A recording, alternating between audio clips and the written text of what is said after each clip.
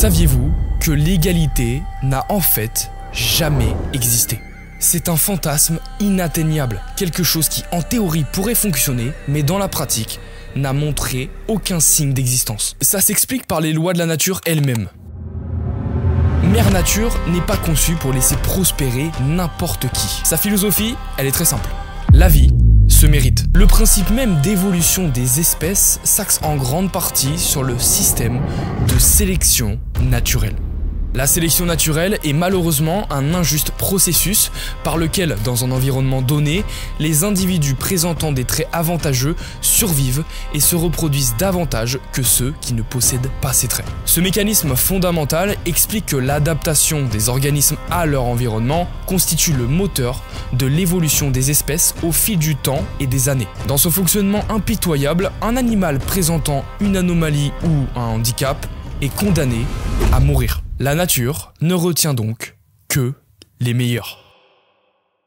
Mais ça s'arrête pas là. L'absence d'égalité continue. Chez les animaux, la reproduction aussi est basée sur un système extrêmement brutal de domination et de méritocratie. Les mâles s'affrontent dans des combats violents et sans pitié sous le regard des femelles. Coups de corne, morsures, frappes violentes. Les femelles voient défiler les combats sans merci pour répondre à une seule question.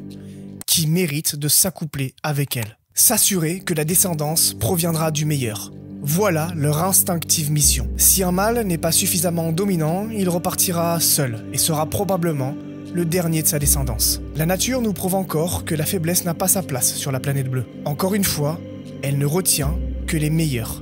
Et vous croyez encore que ça s'arrête là? Eh ben non. Il y a une autre règle extrêmement tribale au centre de notre douce nature, renforçant encore son inégalité totale. C'est ce qu'on appelle la prédation. Des proies et des prédateurs en constante rivalité. Les proies passent leur existence à éviter d'être tués. A l'inverse, les prédateurs, eux, ils doivent tuer pour vivre. Course-poursuite et exécution choquante sont la direction artistique des prédateurs. Mais un chasseur trop lent, trop faible, n'aura pas le droit de manger. Et si la moindre blessure survient, c'est fini. Le prédateur, il peut plus chasser, alors il meurt. Quant à la proie, elle a pas intérêt à se retrouver dans les plus faibles de son troupeau. Blessure, maladie, faiblesse de la génétique, jeune âge et vieillesse seront ses ennemis. Si elle est plus faible que les autres, elle sera la cible à abattre. Et nous voilà encore dans la même impasse. La nature ne retient donc que les meilleurs. Mais y a-t-il des traces de ces lois archaïques dans nos sociétés civilisées? L'égalité existe-t-elle chez l'homme? Eh ben, le progressisme a tenté l'expérience. Aujourd'hui, le modernisme se bat avec acharnement pour que l'homme et la femme, le prédisposé et le malchanceux, le faible et le fort soient totalement égaux en termes de chance, mais aussi en termes de résultats. Mais essayer de jouer avec les lois de la nature, c'est comme essayer de faire barrage à un raz-de-marée. L'eau trouvera toujours un chemin, comme les lois de la nature. Mais alors pourquoi le modernisme nourrit cette obsession pour ce mythe doré qu'est l'égalité? Eh ben parce qu'il est bien plus facile pour notre cerveau de se conforter dans l'illusion d'une égalité parfaite plutôt que de fournir des efforts pour se surpasser. Sauf qu'en cherchant à niveler toute supériorité, le modernisme risque d'éliminer le moteur même de l'évolution et du progrès. L'adversité. Elle forge le caractère, pousse à l'excellence et distingue ceux qui sont prêts à s'adapter et à évoluer. L'adversité, c'est ce qui crée l'ambition, le mouvement et l'adaptation vers le meilleur. Sans ces défis, la stagnation menace et l'humanité pourrait bien perdre ce qui a fait sa force, sa capacité à surmonter les défis et à s'améliorer continuellement. Nous, les hommes, on n'est pas si différents que ça des animaux. Par exemple, dans un domaine, seul le meilleur fait parler de lui. Et dans l'attirance naturelle des relations homme-femme, les critères de beauté sont inconsciemment basés sur la santé, la longévité et la supériorité. Comme la masse musculaire, la capacité à défendre et les silhouettes fines et bien proportionnées. Mais également sur l'ambition, qui est un symbole phare de conquête et de mouvement vers du mieux. Et sur quoi est basée l'humanité ? Eh bah le capitalisme. Si vous pensez que le capitalisme est une invention de l'homme, vous vous trompez. Le capitalisme n'est qu'une domination inégale basée sur des lois de compétitivité naturelle sous une autre forme. Une domination moins tribale, non basée sur la force brute, mais sur le statut et le pouvoir de supériorité sur autrui. Pas pour écraser, mais pour s'assurer de ne pas être écrasé. Mais pourtant, énormément de mouvements de société modernistes s'entêtent encore et encore. Nous devons être égaux. Voilà leur combat. Mais ça, c'est un combat perdu d'avance lorsque l'on sait que même des jumeaux présentent des différences, donc les inégalités. C'est la raison pour laquelle un résultat supérieur produit à partir des mêmes outils et des mêmes opportunités n'est pas supportable pour le progressisme. Tout simplement parce qu'il ramène constamment à cette douloureuse conclusion. Personne n'est fait de la même manière. Nous sommes capables de créer un socle de départ commun proposant les mêmes outils de départ, comme sur une course de 100 mètres par exemple. Tout le monde court avec le même type de chaussures, sur la même piste, depuis la même ligne de départ jusqu'à la même ligne d'arrivée. Ce qui nous prouve effectivement que nous les hommes sommes capables de créer une égalité de départ. C'est ce qu'on appelle l'équité. Mais lorsque le coup de feu retentit pour le départ de la course, l'égalité que l'homme avait initialement créée pour donner ses chances à tout le monde s'envole aussi vite que la balle.